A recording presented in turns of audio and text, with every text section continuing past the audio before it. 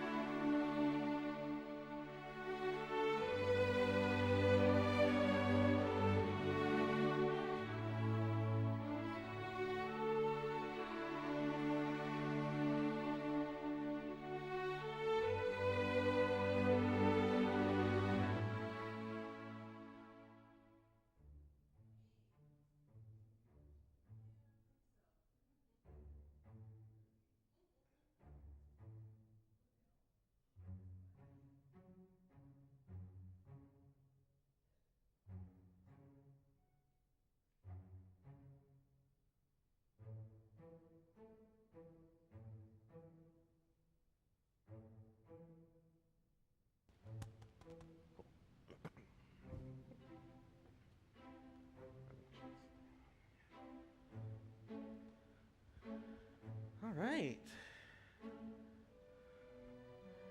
Okay, how's everyone doing today? Pretty good? Nice. All right, so I think we're just about ready to get started here. Let's see. Okay, I think, yeah, we should be good. All right, so today I'm going to be talking about fossils, flood, and the foundations of Earth, exploring the history of the Black Hills from a biblical perspective. So it should be a pretty fun time.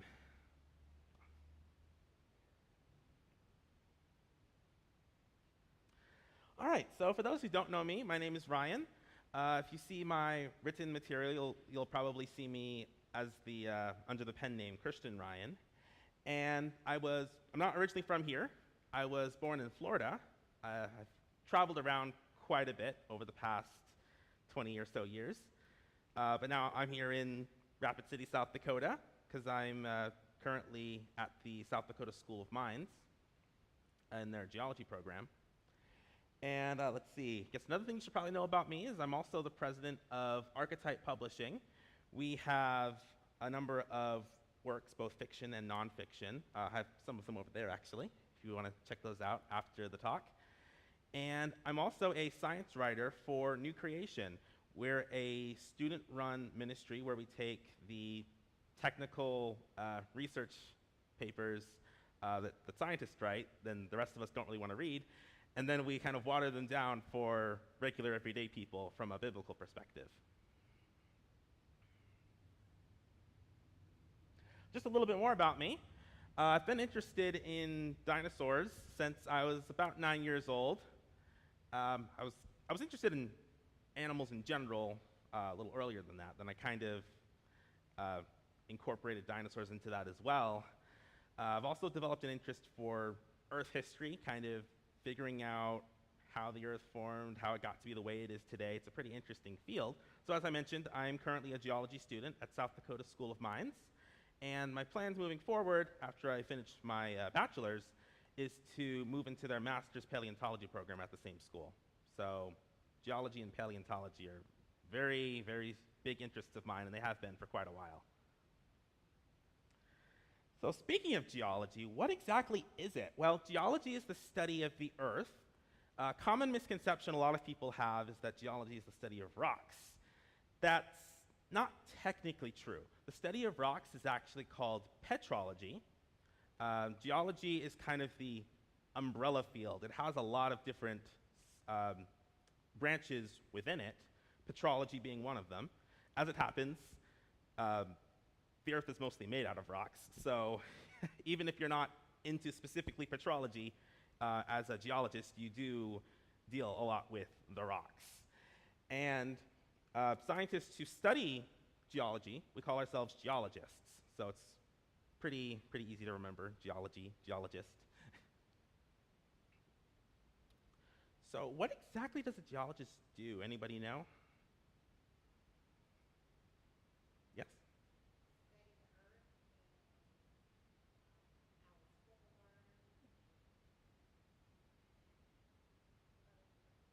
Yes? Yeah, exactly. Yes.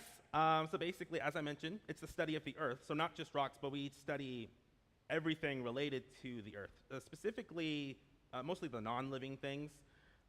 When we're talking about living things or the life sciences, that's more the realm of the biologists. But geologists, we study pretty much everything else. So yes, we do study rocks, but we also study fossils. We study caves, volcanoes, glaciers.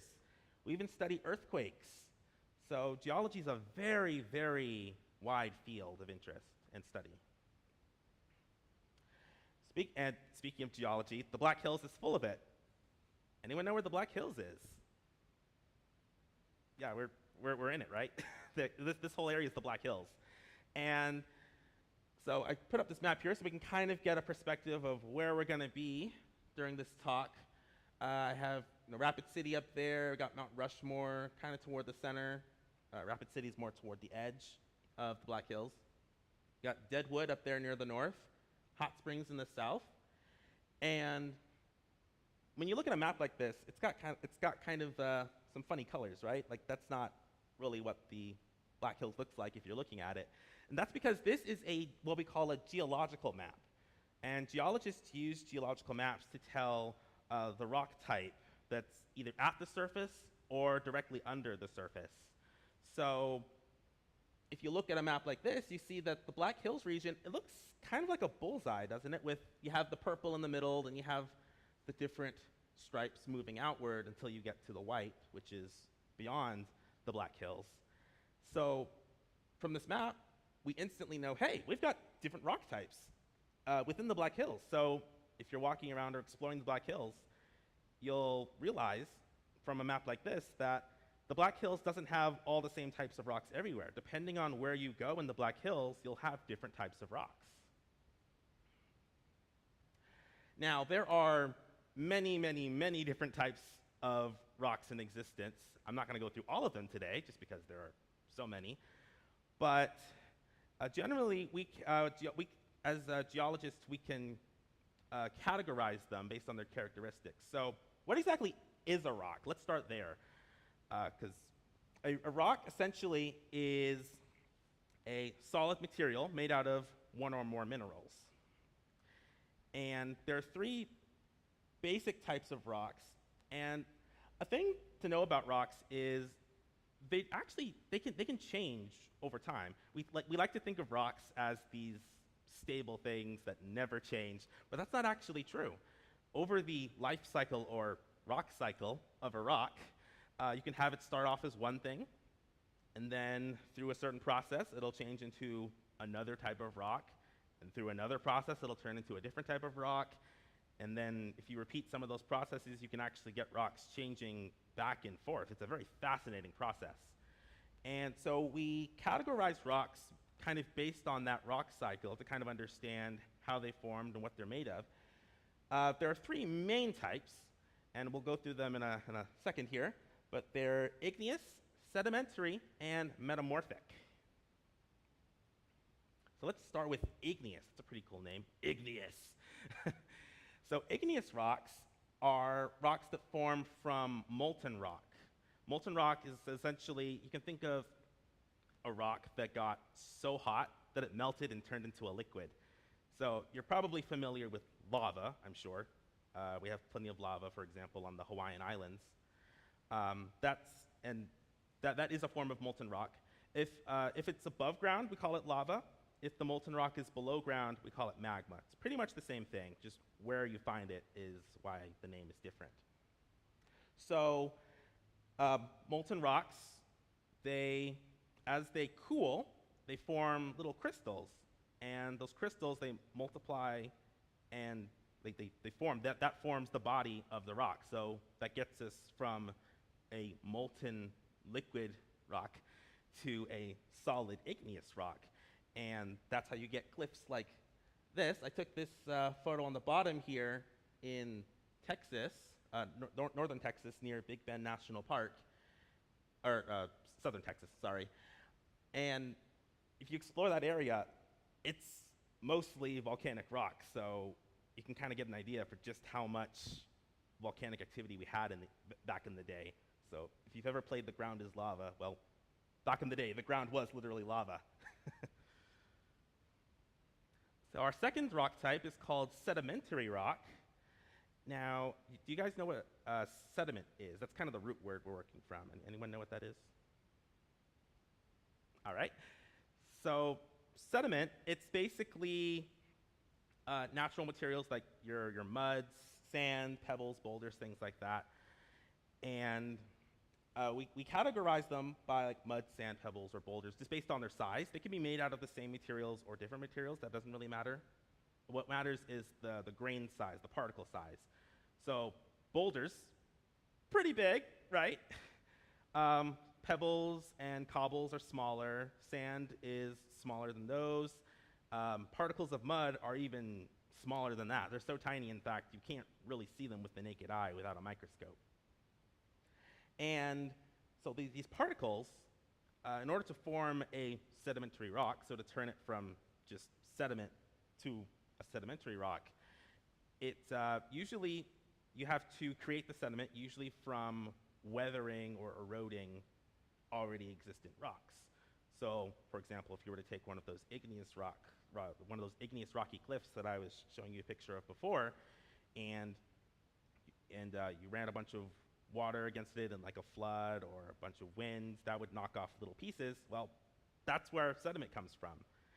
And the sediment usually gets transported someplace else, either by wind or water, and then it accumulates into layers. And as those layers pile on top of each other, there's a lot of overlying pressure, so it's squishing down on the layers below it, and that squeezes all the water that's in between the particles out, and so the grains cement together, forming rock. So we have many different types of sedimentary rock. I have a couple pictures up here. Sandstone up at the top. Anyone want to guess what sandstone's made out of? Yeah, sand, exactly. Yeah, sandstone is sand that got smushed down really hard and cemented together to make sandstone. Mudstone, really hard question. What's that made out of? Exactly. So that's when mud particles accumulate and get smushed together, forms mudstone. Limestone, that's an interesting one. Contrary to the name, not made of lime. It's actually made out of little particles. Now before, I was talking about sedimentary rocks made out of more like non-biological material. Limestone's a little bit different. I took this picture in Guadalupe National Park. It's actually where I got the shirt, actually. And if you take a close look at the rocks there, you'll see they're actually made up of these itty-bitty little fossil creatures. So these little skeletons of like plankton and sea lilies, things like that. And essentially what happens is they accumulate in this area, and they got smushed together and they formed rock. So limestone comes from what we call like lime mud, which is mud made out of once living things, and then it turned into limestone. So pretty interesting. All right, our third type of rock, this one's interesting. This is metamorphic rock. Okay, so metamorphic, it sounds kind of like the word metamorphosis. I'm sure you're all familiar with the life cycle of a caterpillar turning into a butterfly. We call that metamorphosis, or a tadpole into a frog. So it's kind of from the same root word. It's changing one thing into another. So with metamorphic rocks, usually they start by taking an already existing rock, so an igneous rock, a sedimentary rock, or another metamorphic rock, and these rocks get buried really, really far underground where it gets really, really hot. Not quite hot enough for them to melt, but it does bring up the temperature a great deal. And there's also a lot of pressure down there, that far underground. And between the heat and the pressure, it actually changes the chemical and physical makeup of the rock, turning it into a completely different type of rock, a metamorphic rock. And sometimes you can actually get them, the heat and pressure is so much that you can actually get the rock layers to warp like that bottom picture, so they look all like almost soft clay a little bit. That's how hot it gets down there, just to give you some idea of the heat and the pressure. But we don't have just rocks down below the surface. We also have fossils. Fossils are the remains of a once living thing.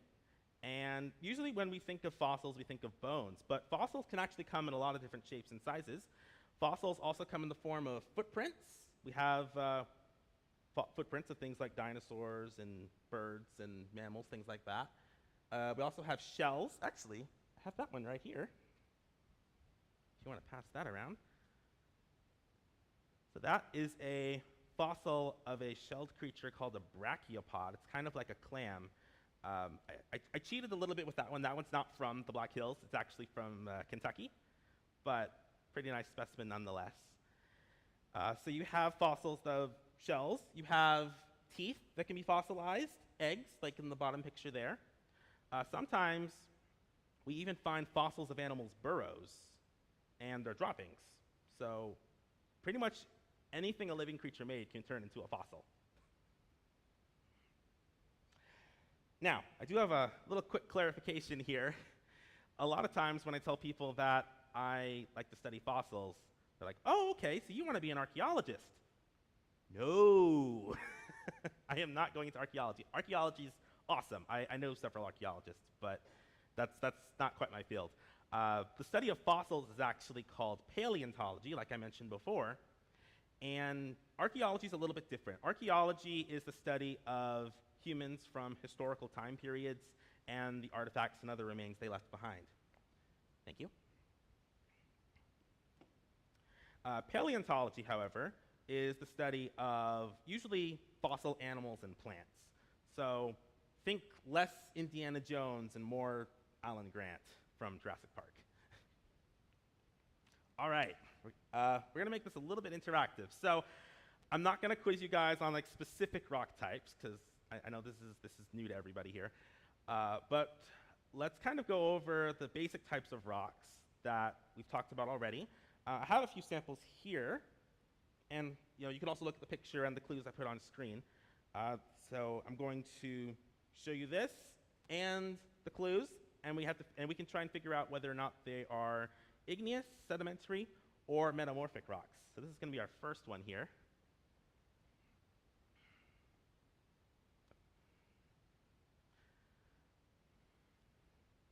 Okay, so the rock that's being passed around now, it's called schist. And you can take a close look at it. You see the surface is really sparkly. Those are little flakes of mica. It's a mineral. This rock started off as a mud or a clay, but it's been altered through heat and pressure. Does anybody remember what type of rock that is? Metamorphic, I heard metamorphic. Yep, you're right, yeah. Schist is a metamorphic rock. So it started off as something else, in this case, mud, probably, or clay, and then it was turned from, through heat and pressure, it was turned into a metamorphic rock. Good job. All right.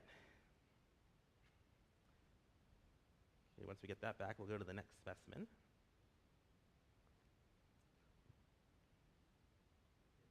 Thank you, yes.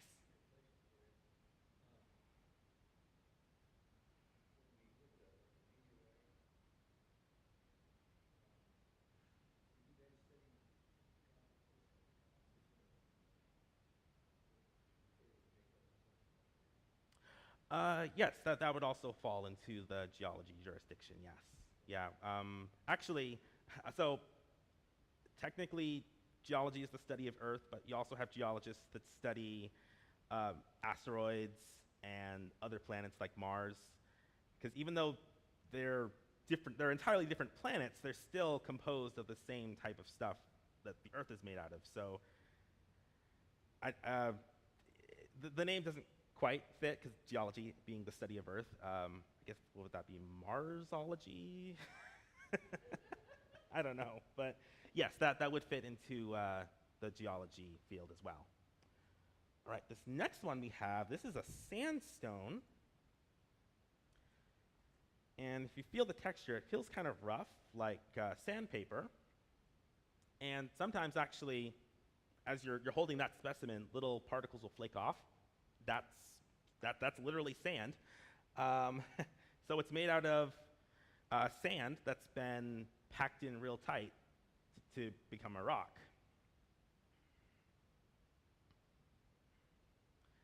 So which type of rock is that? Igneous, sedimentary, or metamorphic? Anyone know? Sedimentary, you're right. Good job. Yes. It's a rock that used to be sediment, sand in this case. Now it's a sedimentary rock. Good job. All right. Let's see. Thank you. All right. So this next rock that I'm sending around, we're not going to take it for granted. Sorry, I have to use rock puns. So this is a granite. If you take a close look at it, you'll see that it's made up of different colors. Each color is its own mineral. So your typical granite's going to have quartz, feldspar, mica, minerals like that. And if you might already be familiar with granite. If any of you have granite countertops, well, granite is a type of rock. So literally, in order to get granite countertops, people harvest granite, and they shape it into a countertop, and it looks really nice. So this granite started off as molten material before it cooled and the crystals formed. Anyone remember what type of rock that is? Igneous. Good job. Awesome. Thank you. Okay, now this was kind of a last-minute decision here, but I had it, so I'm like, you know what? I'm going to show this off anyway. So this does not have a slide, but I'll show you guys this. So this is actually coal. Coal is a sedimentary rock, and it's a little bit different from the other sedimentary rocks that we talked about. This coal is made out of basically dead plants. So plants that were piled on top of each other in really thick layers, and then as they got pressurized, the water got squeezed out and it became a rock. So coal is, yes, a rock.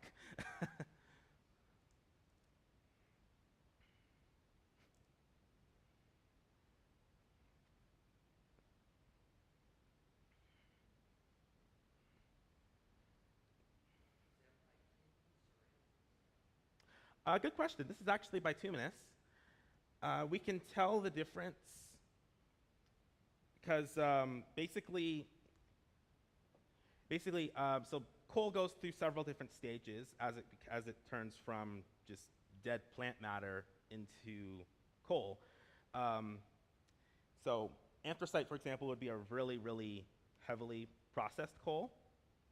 This is bituminous, and so it hasn't quite gone through the same step that anthracite has. But yeah, that's basically how coal forms, yes. All right. So now that we know a little bit about rock types, let's go back to the Black Hills. As I mentioned, the different colors on this geological map show us different rock types that are either at the surface or directly under the surface. So in purple here, we're going to call that the core. Now, these names that I'm going to use, they're not the typical names that geologists will give these, but I'll use them here just so we all know what we're talking about. So the core, excuse me. So the core there, that's in purple. And moving away from the core, we have rocks that we've colored as green, pink, and orange. We're going to call that the sedimentary ring. So these are sedimentary rock layers that occur in concentric rings around the core. And see all the white color around the Black Hills itself? We're going to call that the outer plains. So that kind of gives us some idea of the rock types that we're going to be talking about as we dive into the Black Hills. Now, just a quick tip before we move on. The Black Hills obviously has a lot of great places to find rocks and fossils. Just one quick thing to keep in mind, though, as you're exploring, is a lot of our area is owned by the National Park Service. And they don't really like it when you remove rocks or fossils from those areas. Why? Well, when we're trying to reconstruct geologic history, it's kind of like detectives when they go into a crime scene. Now, if you have a crime scene, you don't go into the crime scene like, ooh, that's a nice watch, I'll take that. Ooh, that's a nice water jug, I'll take that. Why? Well, that disturbs the crime scene, and then when the detectives go in, they're like, I don't even know where to start. So geology is kind of the same way. As geologists, we can better tell what's going on when everything's in place. So that's why the National Park Service doesn't like it when you remove rocks and fossils. So within the Black Hills, there are places to collect rocks and fossils, but just make sure you're doing so legally if you choose to do that. Otherwise, cameras are another great alternative. All right, so let's start our tour of the Black Hills in the core. Now, these are the oldest rocks in the Black Hills. They're primarily igneous and metamorphic rocks, so granite, which I showed you earlier, and pegmatite, those are both igneous. We also have schist and quartzite, which are metamorphic. And if you want to look at rocks that are in the core, you can go to places like Mount Rushmore or Crazy Horse Memorial. If you guys didn't know, they actually let people up there where they're making the carving twice a year. That's where I took that picture. You can also explore hiking trails like Hippie Hole. All of those entire areas are primarily igneous and metamorphic rock. Now, a lot of times when I tell people that I'm interested in fossils, they'll be like, well, Ryan, I've looked around for fossils and I can't find any. Why can't I find the fossils? Is this like some big conspiracy? Is it like Big Fossil or something? No. So the reason why some places within the Black Hills you can't find fossils, it actually makes sense when you look at the rock type. 'Cause that'll be my first question if someone tells me they can't find fossils. Well, where were you looking? Well, guess what? If you're looking in the core, you're not going to find any fossils, because that whole area is made up of igneous and metamorphic rock. Igneous rock was molten, remember, and I don't have too much experience with molten rock like lava and magma, but plants and animals don't tend to do too well if you bury them in lava or magma. So, no fossils. Metamorphic rock, sometimes you can get fossils in it. It's pretty rare, though. Between the heat and the pressure, it usually just destroys any fossils. So if you're looking for fossils, don't go to the core. You will not find any. But on that topic, how did all these igneous and metamorphic rocks form? Let's discuss that a little bit. So this area actually has a pretty interesting history. Now, I mentioned before that metamorphic rock can be either igneous, or it could start as either igneous or I'm sorry, I misspoke. Metamorphic rock can start as either igneous or sedimentary rock. In the case of the Black Hills, it started off as sedimentary rock, so things like sandstone and limestone, and we think that they were buried, that they were forming layers underwater, so this area was covered by water at the time. And at some point, we had a molten body of magma that was moving up from below. And that process lifted up the entire area. So that's why the sedimentary rock was turned from sedimentary rock into metamorphic rock. It was that uplift caused so much heat and pressure that it altered the rock. And eventually they cooled, forming metamorphic rock, and the magma cooled and formed granite. So, we've explained the Black Hills, right? No. This is actually a completely different mountain range that used to exist right here. It's called the Trans-Hudson Mountain Range, and it's not here anymore. So this entire mountain range that used to exist, it's just gone. We have the root of it. We can still see that the layers were uplifted at some point in the past to form this mountain range, but the mountain range itself isn't there anymore. So what could have happened to it? Yes, erosion. It did erode, you're right. So, in order to answer that question, we can actually go to places like this. This photo was taken in Deadwood, right behind the visitor center, actually, so it's very accessible. But let me introduce you to the Great Unconformity. What's an unconformity? Well, an unconformity in geology, it refers to points in the geologic record where you jump from one type of rock at one level to a completely different type of rock in the level above it. So when we look at the Great Unconformity here in South Dakota, we see those igneous and metamorphic rocks that I was talking about below that contact, but above that contact, we have sedimentary rock. So it skips. There's like a jump in rock type there. That's kind of weird. Now, so that contact point where the rock skips, that represents a erosion event. That's what caused the mountains to completely erode away that I was talking about before. And then after that, we laid down layers of sedimentary rock.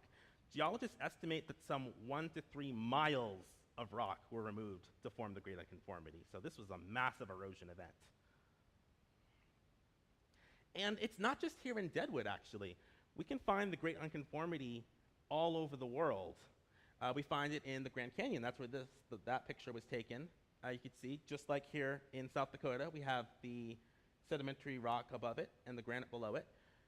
We've also spotted it in North Africa, the Middle East, just about anywhere you can think of. The Great Unconformity is there. So something in the Earth's past completely reshaped the surface of the Earth, turning it into a beveled surface. And we'll talk a little bit more about what that might have been later in the talk. All right, so we're going to move from the core to the sedimentary ring. And as I mentioned, the sedimentary ring is made up of sedimentary layers. Typically, you'll find in this ring limestones, sandstones, mudstones, things like that. And there are many places you can see these sedimentary layers. For example, the picture up top there is taken at Elk Creek Trailhead. And that's a pretty cool hiking trail. You can actually, at the start of the trail, you'll start somewhere within the sedimentary ring, but as you move further down the trail, you actually get into the rocks that we associate with the core. So if you want like a nice little tour of geologic history, that's a great place to go.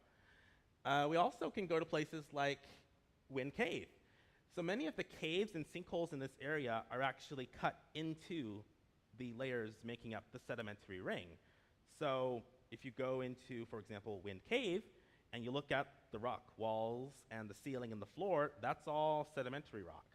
So if you want to look at what the inside of the earth looks like, that's a great place to do it. Another cool thing about the sedimentary ring that distinguishes it from the core is fossils. We actually have fossils. So for example, I have a couple here. So I'm going to pass these around. These are those little lines you see, and are worm burrows. So those are fossil worm burrows. The little dips in the rock piece that's being handed around, those are the entrance points for worm burrows. So that's just one example of the fossils we have in this area. We also have things like snail-like shells, like we call them gastropods. This specific shell on the bottom picture, that was found in the rock wall at Wind Cave. So they're a little hard to find sometimes, but you can actually see fossils in Wind Caves. That's pretty cool. We also find clam-like shells like that brachiopod I showed you guys earlier. And we also find trilobites. And I have one here. So again, this one's not from the Black Hills, but it gives you some idea of the types of fossils we find out here. This particular one is from Morocco. I'll show you guys that. Thank you. So trilobites, they look a little bit like pill bugs. Some people call them roly-polies. They're not related or anything like that. They're actually sea creatures. So they would have lived on shallow seafloors, and they ranged in size. Some are about the size as the one that's being handed around. Others got a good, over a foot long. So these are pretty variable creatures. And we found thousands and thousands of species of them, but they're all extinct. They're not around anymore.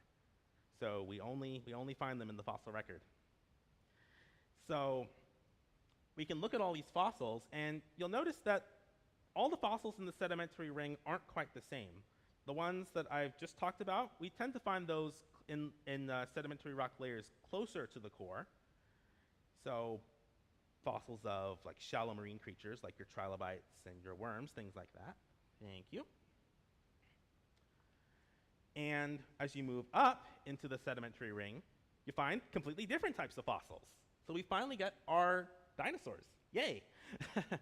Now, the fossils in these sedimentary layers that are further away from the core, those tend to be composed more of land plants and animals. We find some marine stuff, some ocean stuff, but there's a lot more land influence in those.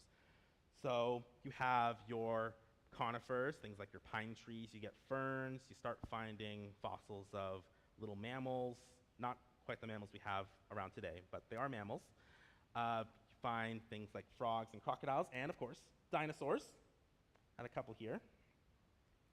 A few of them actually were found in the general area, pretty close to Rapid City. There you go. So there's quite a few dinosaurs we found out here. You have your stegosaurs, which is that's up in the top picture there. We've also found long-necked dinosaurs, or sauropods. The specific example in the picture is a species called Diplodocus. And we've also found theropods, or meat-eating dinosaurs, like the Allosaurus model that's getting handed around at the moment.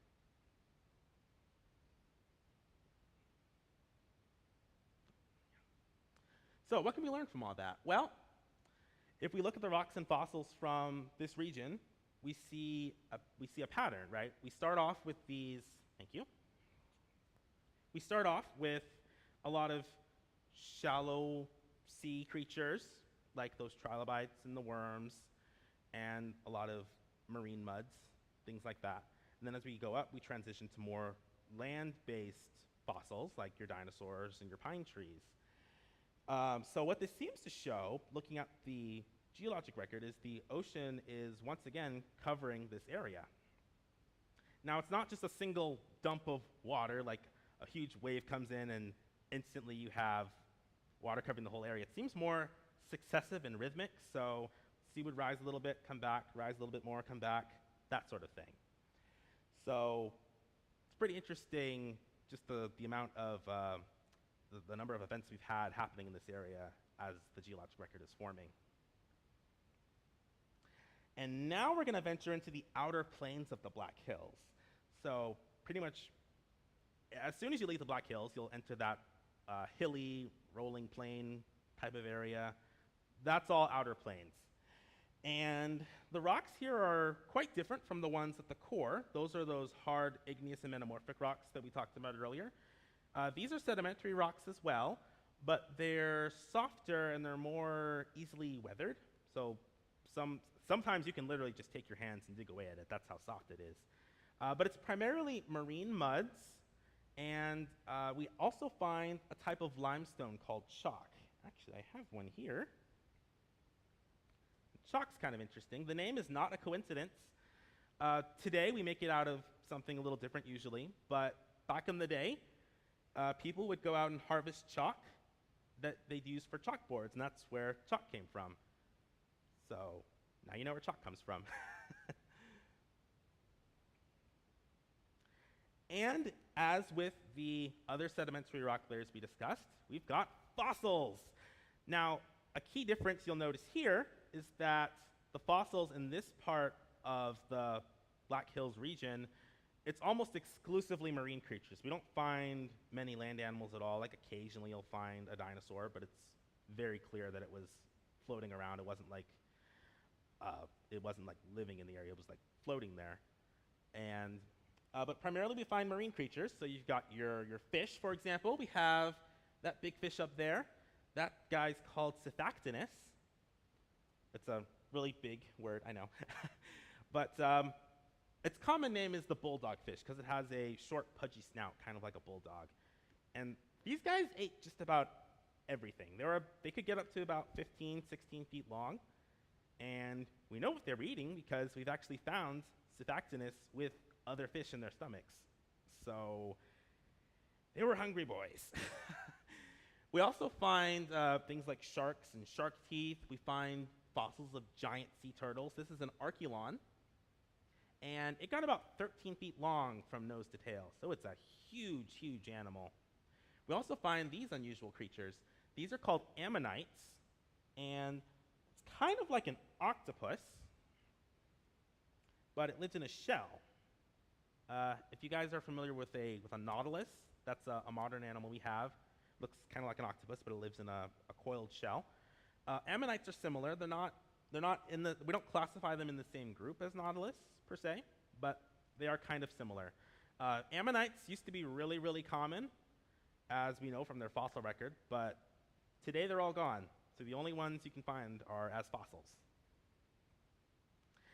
Oh, yes. Oh, I think we have two questions here.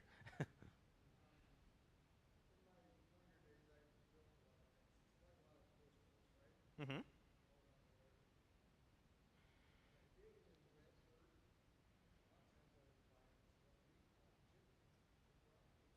Okay.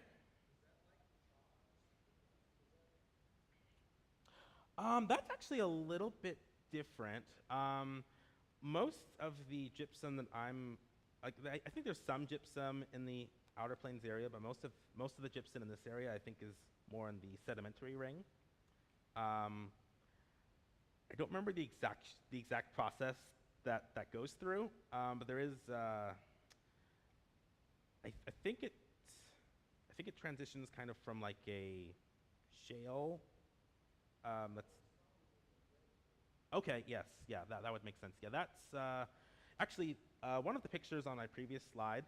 It had a lot of those red rocks from that area. Yeah, there's a lot of gypsum in there, yes. Okay, and then you had a question. Trilobites?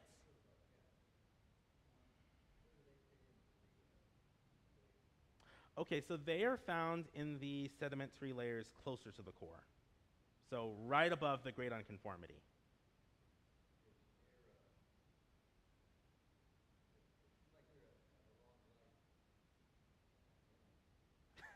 Yeah, I mean, I've, I've, uh, I've heard some paleontologists call them the cockroaches of the ancient seas. So yeah, they were just about everywhere. But I would be remiss if I talked about some of our fossil sea life if I didn't talk about mosasaurs. Mosasaurs, I have one right here actually. So despite their name, mosasaurs actually are not dinosaurs. They are a type of marine lizard.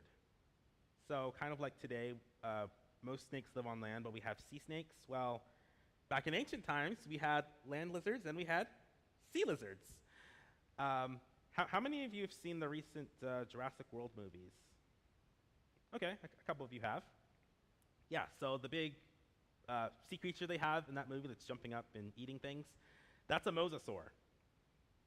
And there's several different species. The larger ones could get a good 40, 50 feet long, so longer than a school bus, almost approaching the length of some of your humpback whales. And based on studies of their skeleton, they seem kind of similar to modern-day Komodo dragons. So basically, you take a Komodo dragon, make it really big, longer than a school bus, give it flippers and a shark's tail, and you've pretty much got a mosasaur. And kind of like our Scythactinus that we talked about earlier, these guys ate about anything they wanted. And we know that because we found mosasaur fossils with their last meal in their stomachs. Actually, the one pictured there on the right, if you look right below it, you'll see that little dark mass there. That's the last meal of a mosasaur that we've found. So these guys were eating everything from fish to shellfish to sharks, even other mosasaurs. So if you're swimming in the ocean, you're probably on a mosasaur's menu. Now, mosasaurs aren't only found here in South Dakota. We find them all over the world. The map's a little hard to see, but this is supposed to be a world map up here. And all those little dark dots are where we found mosasaur fossils. Now, interestingly, we don't find mosasaur fossils actually in our modern oceans. We only find them on the continents. So that tells you that large portions of the Earth, maybe all of it, were at one point covered by the ocean.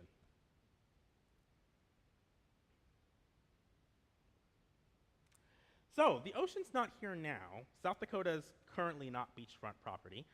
So where did it go? Well, for that, we can thank the Black Hills. Around that time in the geologic record, we see the ocean deposits receding, so they leave the area, and we start to see mountains form. Around this time, mountains were rising up all over western North America. So the Rockies, those rose up during that time. Actually, the Black Hills are kind of an extension of the Rocky Mountains. So as the mountains rise up, that uplifts the whole area, the water goes away, and as the water is receding, it actually erodes many of the sedimentary layers that used to cover what we now call the core. So that's why the core is exposed in the middle of the Black Hills, because as the waters are receding, it removed a lot of that sedimentary rock. So, as I mentioned before, the Black Hills are absolutely full of caves and sinkholes. These were forming as the Black Hills were getting uplifted, and many of the limestone layers, they developed these cracks or fractures. Now, the water, groundwater, rainwater, things like that, that was flowing underground, those dissolved parts of the limestone, making these huge cavities, and that's how our caves formed. And in some places, like in hot springs, the cave ceiling couldn't really support itself, so it collapsed. And that's how we get our sinkholes. In fact, we still get sinkholes today. It was a few weeks ago, there was one that opened up near the mall, actually. So sinkholes are still opening up today. Now, caves are really cool. We typically don't think of caves as being places you can find fossils, but we actually do. We find a lot of fossils, and I'm not just talking about the ones that are actually in the rock. If you go to places like Wind Cave, Persistence Cave, Salamander Cave, many of the caves in this area, you will find fossils of animals that wandered into the cave and they got a little lost. So they didn't make it back out. But the cave kept the carcass safe from other animals that would eat them, kept them safe from the elements that would make them kind of rot away. So we still have their fossils. This little guy up here, he's a pine marten. Pine marten's kind of like a weasel-type animal, and so he got stuck in Wind Cave at some point, and he turned into a fossil. And I discovered this, too late to put it in the slides in the talk, but I just discovered that in Salamander Cave, fossils of a direwolf have been found. So we know direwolves used to live in this area. Now, the most famous sinkhole in the Black Hills area has to be the Mammoth Site. Mammoth Site, after the sinkhole formed, there was an underground spring that filled it up with water, and plants would grow in and around this newly formed pond. And if you're an animal like a mammoth or a camel, that looks really tasty. So you go into the sinkhole, the pond, and you start grazing. The problem is, the sides of the sinkhole are a bit steep, so many of the animals did not make it out. They actually died in the sinkhole, and they got buried with mud, and they turned into fossils. So today, we find many different types of animals that were buried in this sinkhole. And in addition to the ones that were coming to graze, you also had scavengers, things like bears and coyotes. They would smell the carcasses like, ooh, free food. Except they couldn't make it out either, so they also got stuck. So this is what we call a natural trap, because these animals were literally coming here and they got trapped and turned into fossils. So a little bit more about the actual fossils we find at Mammoth Site. There aren't any ocean fossils found. We found one I think it's like one vertebrae of a fish. We don't really know how it got there because this area was landlocked at the time. One of the ideas is maybe a bird was flying overhead and it dropped the fish or something, but we have no idea. Other than that one little fish bone, we only find land animals. So we have 2 species of mammoths at the Mammoth Site. We found like 3 woolly mammoths, and all the rest are Columbian mammoths. They were like a larger species of mammoth. They weren't covered in as much hair as the woolly mammoths were, but they were pretty common in the area. So we found about 60 plus mammoths so far, and only 3 of them being woolly mammoths, so it was mostly Columbian mammoths. We've also found fossils of bears, like I mentioned. The short-faced bear, it's in the picture on the bottom there. It's the biggest bear we've ever had in North America. Stood about 12, 13 feet tall when standing on 2 legs. Definitely not the animal you want to run into. We've also found more animals that we expect to find kind of in the modern times, like your wolves, camels, and prairie dogs. Obviously, camels aren't living here now, but they did at some point when Mammoth Site was forming. So from studying the fossils we find at Mammoth Site, we get an idea of what the environment was like. It seems like it was kind of an open grassland with a bunch of scattered trees and shrubs. So not quite like our modern South Dakota grassland. It's kind of like a combination between that and a Siberian steppe, just not quite as cold. So we've gone through a lot, obviously, but I thought it'd be kind of helpful now to kind of just break down what we've learned about how the Black Hills formed into 4 major steps. So if you'll remember, actually you can go to the next slide, please. So if you'll remember, we had our mountains form, our first set of mountains, they formed. Then they got shaved off when the Great Unconformity was created. And you had ocean covering the area, laying down all those sedimentary rocks. And then you get the Black Hills rising, and the ocean water goes away. And that's when you get your caves and sinkholes forming. So that brings us to the big question. When did all of this happen? And that's kind of a controversial question. As I mentioned earlier in my talk, I'm a geology student at South Dakota School of Mines, and my professors and classmates have a different take on how all this got here. See, so they start with this idea when they're studying the rocks and fossils, they're trying to figure out how and when they formed. They start with this idea. Basically, it goes, the present is the key to the past.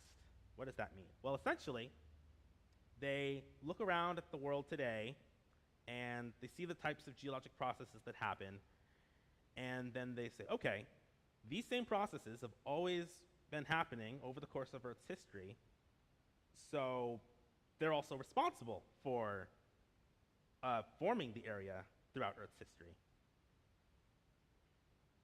Next slide. Now, I don't know about the rest of you, but I've never seen a mountain pop up in my lifetime. I don't think anybody else has. I've never seen a cave pop up.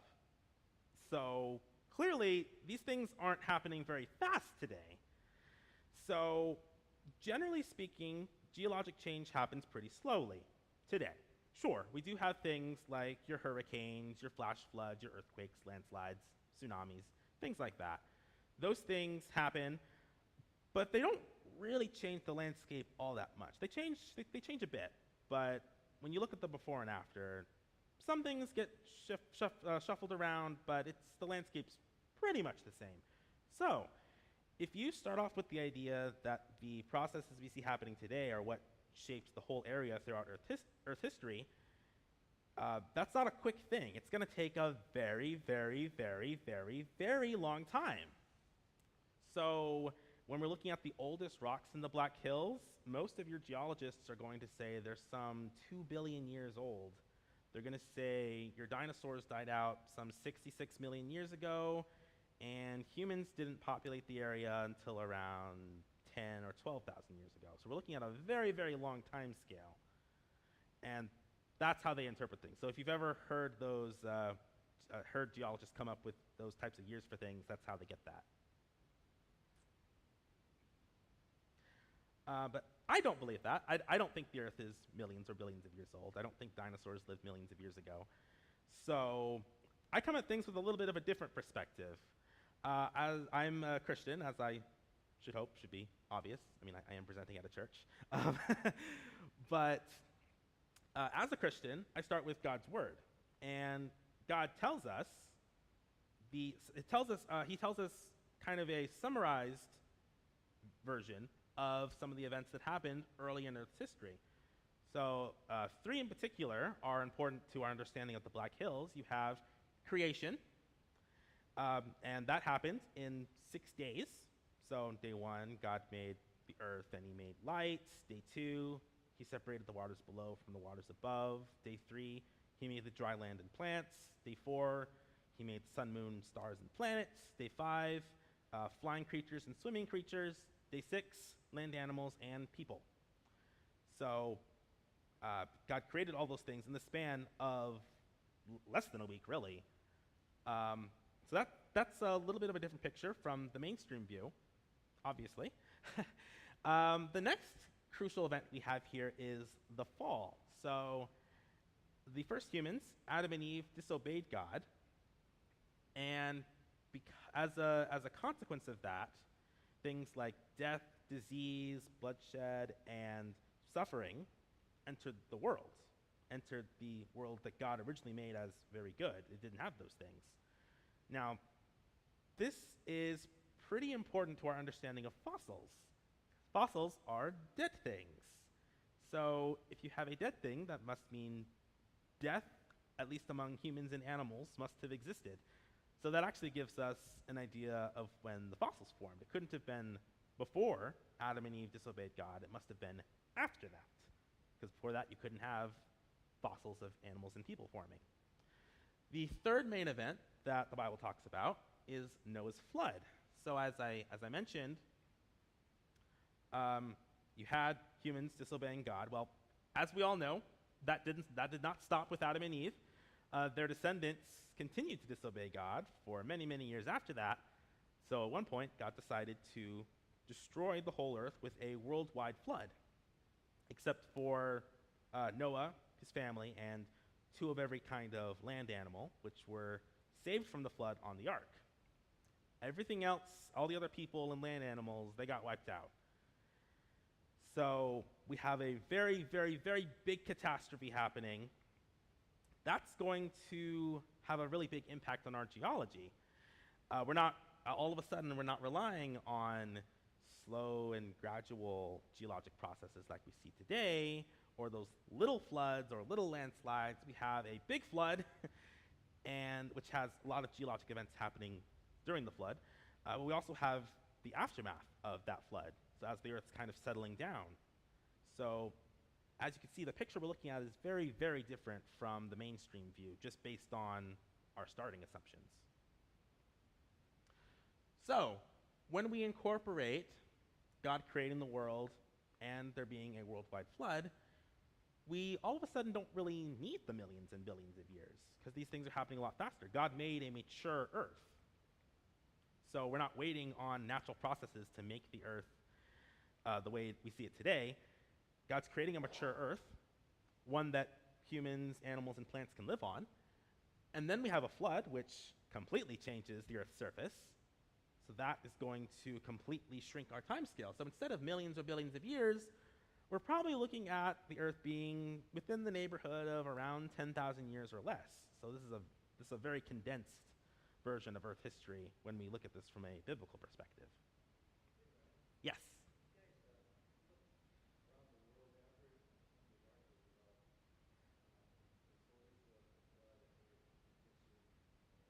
Mm-hmm.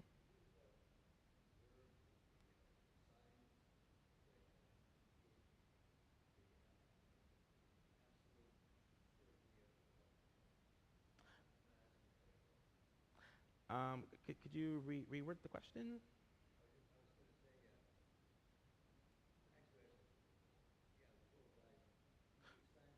So you're asking if we see signs of there being a worldwide flood. Yes, I would argue yes, we do. Obviously, my non-biblical colleagues are going to differ, but yeah, actually a lot of the evidences that I'm going to be talking about in a second here, we don't just find them here in the Black Hills. We find them all over. So I'll discuss that actually in just a second. So let's now look back at the different rock types that we talked about that make up the Black Hills, and we'll kind of view them through a biblical worldview. So let's start at the beginning. So we can turn to book of Genesis, chapter 1, specifically verse 9 here. And God said, "Let the waters under the heavens be gathered together into one place, and let the dry land appear." And it was so. So we actually learned quite a bit from the very early verses of Genesis. We learned that God made the earth originally covered in water, and then on day 3, God gathered the waters into one place and let the dry land appear. That seems to kind of fit what we saw with those really early rocks in the Black Hills, the rocks from the core. They were originally sedimentary rock, then they got uplifted, and the area was no longer covered by water. And that seems to fit what the Bible's saying pretty nicely. So, and also another key thing here, we talked before how in the core we don't really see any fossils. This explains another reason why. Not only the fact that this was, igneous and metamorphic rock, but this was on day 3. God didn't make animals until days 5 and 6, and he did make plants on day 3, the same day he made dry land, but the dry land was made first. So we definitely should not expect to find any fossils in these oldest rocks. If you find a T-Rex in rocks in the core, I'd be a little troubled by that. So, as I mentioned before, right above those rocks in the core, we have those sedimentary rock layers. And they're separated from the core rocks from the Great Unconformity. And as you'll recall, the Great Unconformity, it's not just here in South Dakota. It's a worldwide phenomenon. So how did that form? Well, erosion definitely, but it seems like this is a pretty good explanation, actually. If this is the beginning of the flood, the worldwide flood, you're going to have surges of water moving across the Earth's surface. It's going to cause a lot of erosion. And after that, it's going to lay down lots of sedimentary rock layers with animals and plants in them. Now, the fossils that we find, as I hope I've explained throughout the talk, we don't find all the same fossils throughout all of the sedimentary rock layers. The lowest, the rock layers, the ones closest to the core, those tend to have those shallow marine creatures like the trilobites and the worm fossils, things like that. And then it's not until higher sedimentary layers we start finding land animals and plants like your dinosaurs and your pine trees. That also fits a flood scenario pretty well. If you start the flood, and it's going to start at the lowest elevations before it rises, obviously. So you're going to sweep away and bury animals that live on the seafloor. And then as the floodwaters rise higher and higher and start covering more of the land, you're going to start sweeping in your land plants and animals and burying those on top. So the flood makes actually a lot of good sense. And we read here in Genesis 7, and all flesh died that moved on the earth, birds, livestock, beasts, all swarming creatures that swarm on the earth, and all mankind. Everything on the dry land in whose nostrils was the breath of life died. So, seems like a pretty cool, that seems like a pretty good fit to me. And as we continue to move up, move away from the core, away from the sedimentary ring into the outer plains where we see those layers, that's all marine stuff. So after all of the land animals and plants got buried in this area, we only see marine rock layers and marine fossils. And as I mentioned, they're not just here, they're everywhere. They're all over the world. All those mosasaur fossils we talked about, they're found on the continents. These are definitely sea animals, far away from the sea. So the sea came up over the land. And that's exactly what the Bible talks about. And the waters prevailed so mightily on the earth that all the high mountains under the whole heaven were covered. So the geologic record seems to agree, yeah, our world was covered by water a second time, this time a lot more destructively, and a lot more animals died, of course, than that first instance before God created the dry land, but this seems to fit. And then after the whole area gets flooded, Black Hills rise up, and I'm going to take a quick detour from Genesis a little bit. We're going to talk about this passage in Psalms. Now, in this part of the book of Psalms, the author is kind of going through a very condensed overview of creation's history, and he does talk about the flood. So he says, the mountains rose, the valley sank down to the place that you appointed for them. So what it seems to be saying is that after everything gets covered by water, you get mountains rising, valleys lowering, so the ocean's able to recede from off the land, and the flood's over. And again, that seems to fit really well with what we see with the Black Hills. The area was covered by water, the mountains rose, and then the water went away. And finally, we come to our caves and sinkholes. So as I mentioned, we find lots of fossils in our caves and sinkholes in the area, and they seem to reflect the like snapshots of life as it's recovering from the flood. So we see here in Genesis 8, bring out with you every living thing that is with you of all flesh, birds, animals, and every creeping thing that creeps on the earth, that they may swarm on the earth and be fruitful and multiply on the earth. So once the flood's over, the water's gone, God tells Noah, you can release the animals so they can go and refill the earth. And I think they did a pretty good job of it. As the after the flood fossil record shows us, we can see that animals were filling all corners of the earth and repopulating it. We've lost species, of course. We don't have mammoths roaming around anymore. But when we look at the fossils in these caves and sinkholes, that kind of gives us an idea of what the early years after the flood were like. So with all that, now hopefully you have a little bit more of an idea of the history of our area. So I hope you'll get out and explore a little bit. Just explore all the different areas, all the different hiking trails we have, all the different places to see rocks and fossils. Yeah, just get out there and explore. So before we go, I do have some additional resources for you. As I mentioned, I'm a science writer for New Creation, so you can check out a number of the articles that we've written. We're all college students.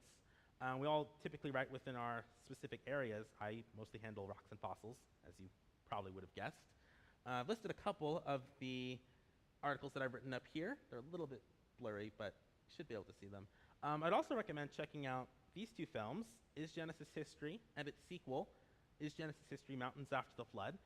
So these films kind of give a grand overview of our understanding from a creation and flood perspective, and it features interviews with scientists who are actually doing this research, all from a biblical perspective, so it's really fascinating. I definitely recommend checking them out. Last source I'd recommend is my own books. So, as I mentioned, I am an author. My most recent project is it's a series called Cozy and the Chrononauts. I've just published the first book so far. The second one is on the way. But it's a series about these group of kids who go back in time and they solve scientific mysteries from a biblical perspective. So if you like what you've heard in the talk, definitely check out the book. And with that, I hope you all enjoyed, and thank you for coming out.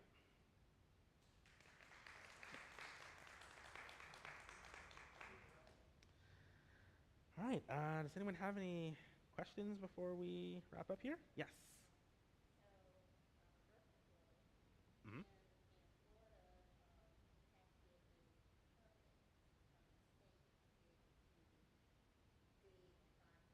Mm-hmm. Yeah.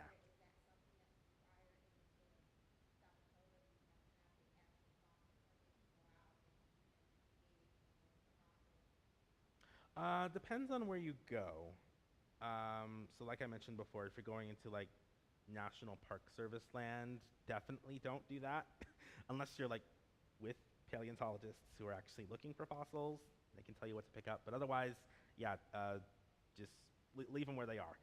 There are, like I said, there are certain places where you can collect rocks and fossils, but you have to do a little bit of research and look into the area before you do so, just to make sure you're doing it legally. Yes.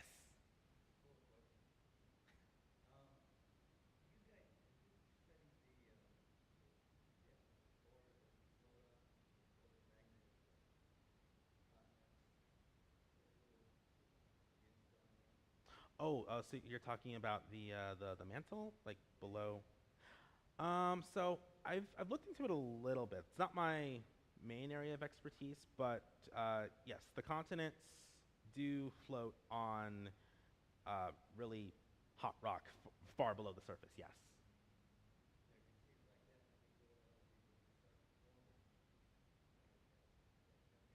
Hmm. Yeah, yeah. That's where a lot of our molten rock comes from. Then it rises up to the surface, or almost to the surface, as with the case of the Black Hills.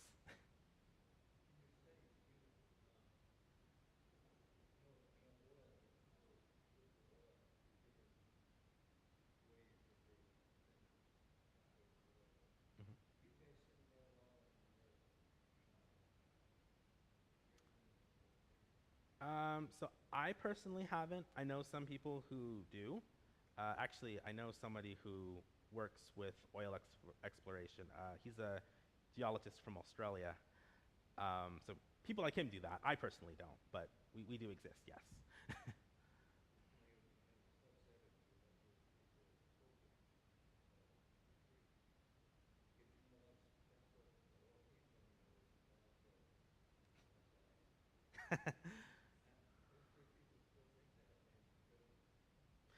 Yeah, oil is actually kind of interesting. So a lot of people think it comes from dinosaurs. It actually comes from tiny marine organisms. So it does come from organisms that used to exist, just not dinosaurs specifically. Yes.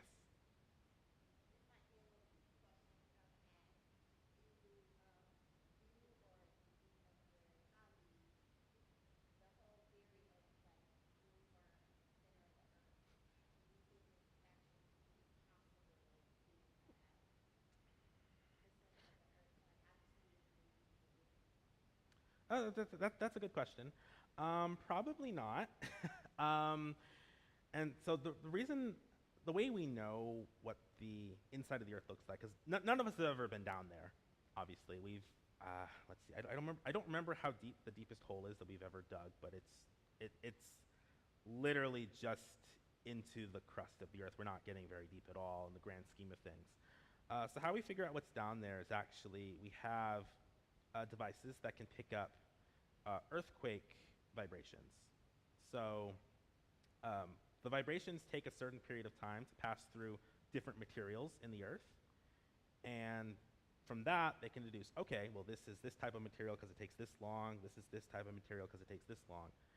And so between like knowing where earthquakes start and where the vibrations go, that kind of gives us some idea.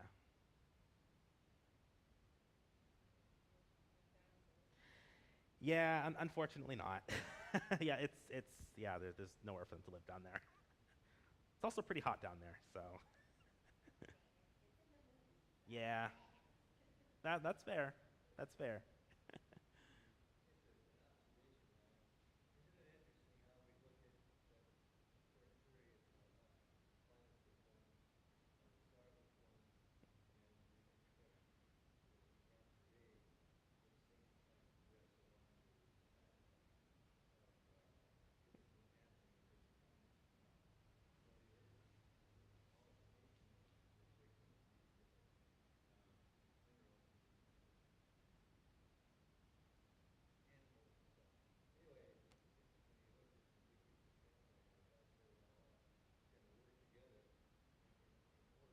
Hmm.